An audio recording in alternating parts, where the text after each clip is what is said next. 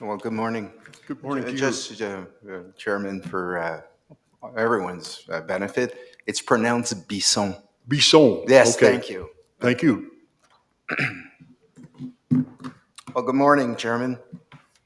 The presentation submitted today for today's delegation was scheduled to be presented at the last committee meeting.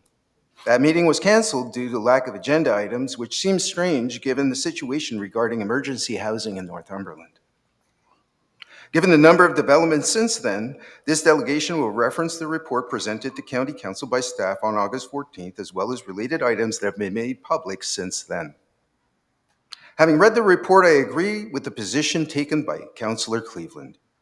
The report does not address the current crisis, contains no data regarding the encampment, nor does it contain any plan to deal with an eviction of the encampment, which we now know from MPP Piccini will take place no later than November 13th of this year. Once again, the county has failed to respond appropriately to what many in Cobourg consider a crisis. For 400 days, the residents of the encampment have lived in tents with no heat, electricity, sanitation, or running water. For 400 days, we in Cobourg have lived through crime, overdoses, shootings, rampant drug use, violence, theft, fires, drug trafficking, and countless acts of civil disobedience. For 400 days, we've heard sirens day and night. For 400 days, the county and the town of Cobourg have been unable to collaborate and find a solution. For 400 days, the county has assumed the same plan and expects a different result. In a crisis, we expect our governments to work together and lead for the good of all the people they represent. As the inevitable eviction approaches with each passing day, the county insists it's doing everything it can and will do nothing other than react to whatever happens. In fact, it says Cobourg is the problem for not supporting 310 Division and Transition House by passing bylaws to protect their community. So what about 310 Division and Transition House? At this time, Chairman, I would like to enter into the public record the following: a transcript of my delegation, documents obtained from the County of Northumberland through Freedom of Information requests, and documents obtained from the public domain.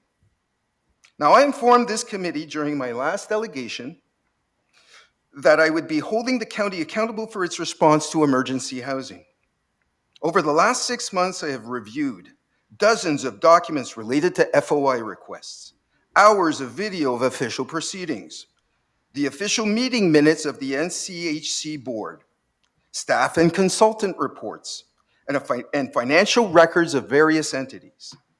I've also reviewed public statements from county officials, county press releases, media reports from local news, as well as social media platforms containing local content. I've sought input from Cobourg officials, business owners, taxpayers, and residents of the encampment to ensure due diligence in providing the facts, not my personal feelings. As a person of significant interest in all of this is the recently announced former Housing Services Manager, General Manager of Northumberland County Housing Corporation, known as NCHC. I find it interesting that he resigned less than a week before my appearance today, as there are many, many questions regarding his roles in the last 12 months. Fortunately, the record speaks for him, and those questions are left to be answered by council and the CAO. The documents indicate that from November 15th to December 15th, 2023, a series of communications, meetings, decisions, and transactions were made by staff to achieve a predetermined outcome with respect to the purchase of 310 Division. This involved the former general manager, who during that time was the treasurer of the board of Northumberland County Housing Corporation, the chairperson of Transition House, the acting executive director of Transition House, and an applicant for a management posting with the county, all within a 30-day time frame. This flagrant conflict of interest was left unaddressed by the CAO, the past warden, and the past deputy warden, who currently serves as warden and was on the board of NCHC at the time these events took place.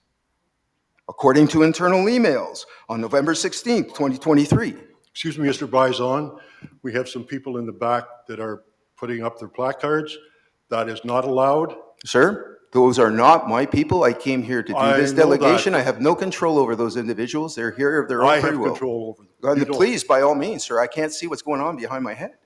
I'm going to ask you to go ahead. They pulled them down now. Thanks. Don't do it again. No. Go ahead. May I sir. go ahead, sir? Yes, sir.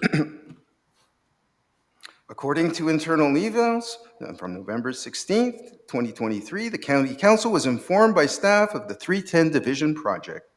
Staff proceeded to make an offer 2 days later, closing the purchase on December 8th at a cost of $2.3 million.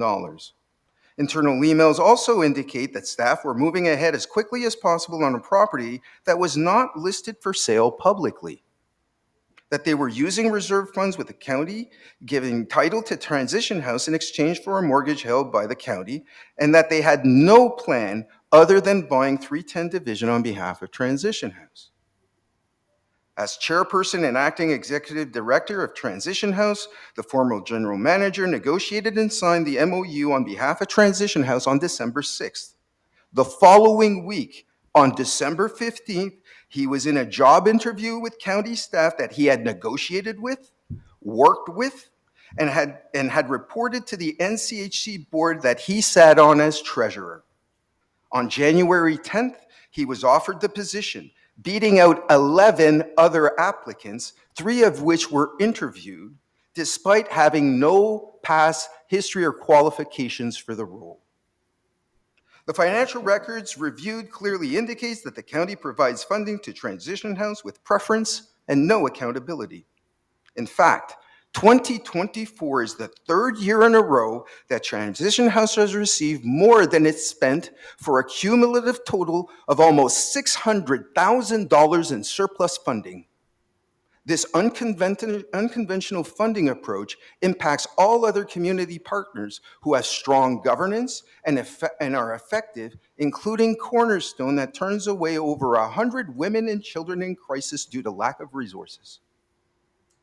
The relationship between the county and Transition House is preferential and simply crosses the line normally in place between 2 arm's-length entities. There is no question in my mind that all of this is not circumstantial.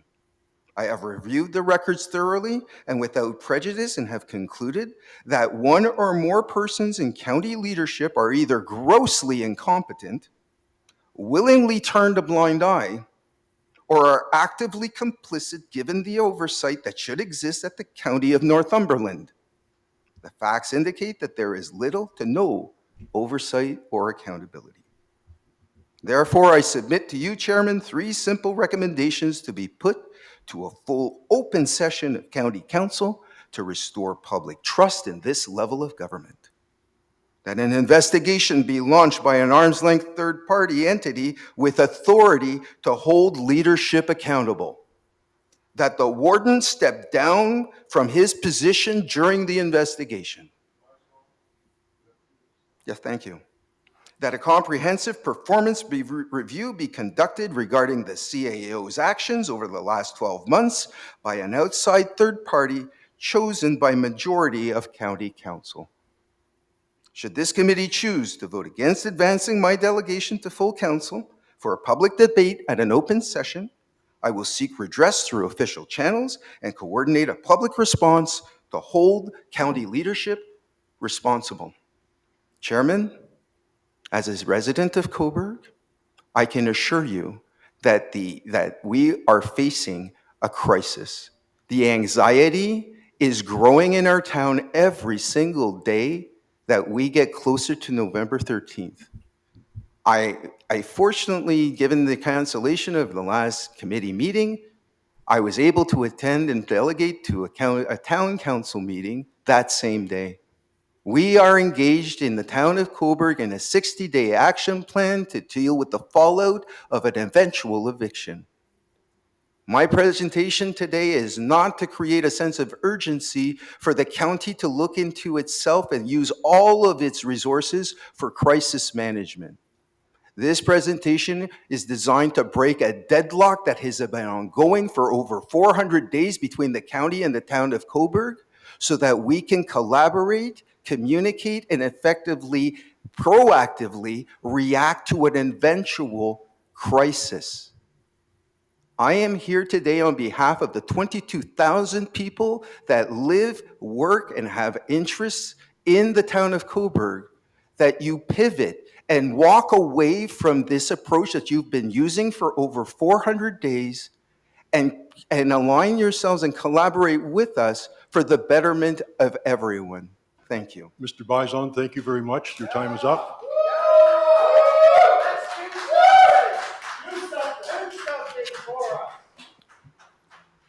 Okay. Okay, I'm going to speak for a few minutes. I'm going to give you a first verbal warning. To preserve the protection and the quorum of this committee meeting, persons in the audience, in person or online, must refrain from disruptive behaviors. You are disrupting our meeting. Please. Okay. Yep. We will take a 10-minute recess. Occasion of being able to go through the records in time to submit them as part of my official delegation, which is why those documents are not appearing according to the county clerk. The submission of the documentations and attachment to this delegation were not able to be presented on screen, so I would have walked you through those. There are, if I remember from a hazy last night, 20 documents that are attached to this delegation that are in the possession of the county clerk. So all of the material that I've referenced in this delegation, including more material that I haven't had the time to be able to present, are all available to every single county official as part of this delegation.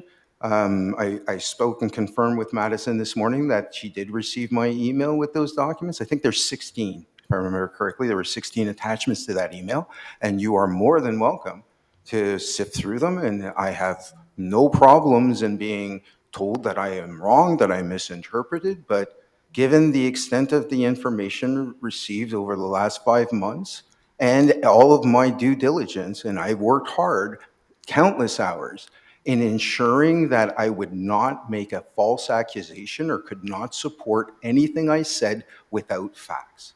So I am comfortable at this point in time in saying that I am confident in what I am saying. I can back it up with documentation from the county as well as the public record.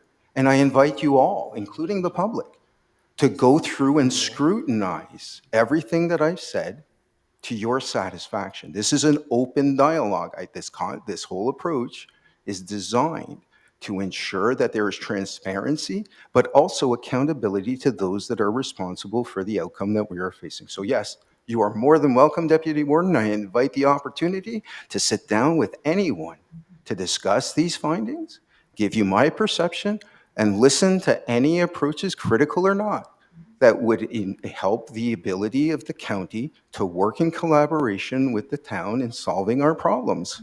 I'm not the enemy here.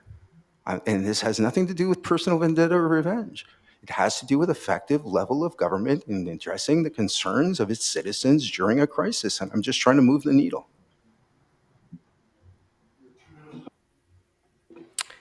Just a follow-up question. You had noted that unless the conditions that you had set out or requested to us were met, that you would be seeking alternative forms of redress or accountability. And I'm just wondering if you could elaborate on that for us. Gladly. So obviously, this is not my world. I'm a financial planner. Ask me anything about that, and I'll tell you, the legislative protocols and procedures are not. They're just not thing. I will figure it out. But the reality is that if you do not take action, if you choose to ignore and discredit what I'm saying, then I will pursue my path and go to the ombudsman or the Ministry of Municipal Affairs, any outlet or any entity that has the ability to come in from the outside and look at what's going on at the county. This is not the only case. This is just one of many instances in which the county has underperformed, underdelivered, overspent, and has not been accountable to the people of the county. And this is the beginning of what I'm hoping for is reform. We need reform at this level of government because year after year after year, and Councillor Cleveland has attested to this many times, that there is a stumbling block, there's a stalemate in effectively managing the resources of the people. It has to change. And I want to go home. I want to go to work. This has been exceptionally trying for me, but it needs to be done. And if I'm in a position to be able to do it, I will. Not for my benefit. I get nothing out of this. In fact, it's costing me much. But it's important for the people of Cobourg and the people of Northumberland to have effective, accountable government. And that's what this is all about.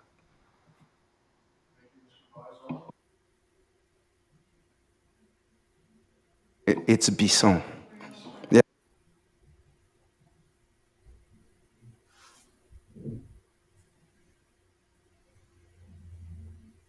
Thank you, Chairman. Have a safe afternoon. Sir, that sign is up. That sign is up. I'm going to ask you to leave. I'm going to ask you to leave a second time.